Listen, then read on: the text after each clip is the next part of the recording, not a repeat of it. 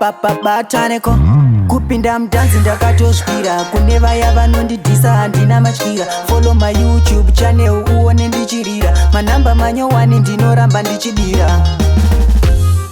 Soft ndakoka pfuti ndarongedza zikiti handisi kuda tifiti kune vakandimaka ndati brat shiti chokwadi hamusati machiziva handiti. Soft ndakoka pfuti ndarongedza zikiti handisi kuda tifiti kune vakandimaka ndati brat shiti chokwadi hamusati machiziva. Zvatapinda musama ndakuimba zvakadzama kune veushamwari vaya ndombocheka ukama ngoma ndinogona ende handisi kuzama kunge mombe manzuma chokwadi ndinokama. Ndakavanzwa chiti soft mapera ringori voice chete ndiro rinopera asi mangoma ndoramba ndichinyora 2024 award tinotora. Soft ndakoka pfuti ndarongedza zikiti handisi kuda tifiti kune vakandimaka ndati brat shiti chokwadi hamusati machiziva handiti.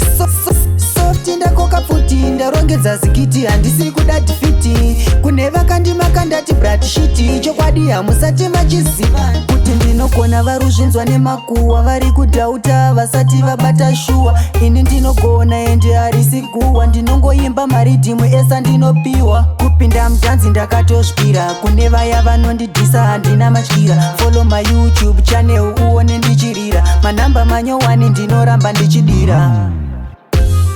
Soft ndakoka pfuti ndarongedza zikiti handisi kuda tifiti kune vakandimaka ndati brat shiti chokwadi hamusati machiziva handiti.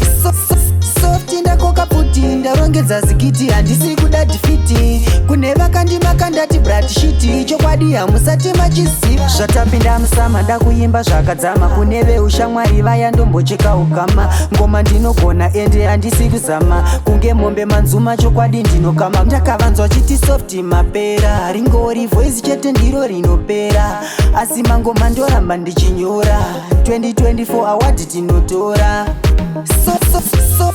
Soft ndakoka pfuti ndarongedza zikiti handisi kuda tifiti kune vakandimaka ndati brat shiti chokwadi hamusati machiziva handiti.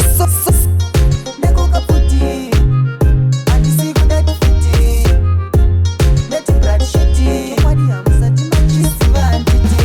It is a power production.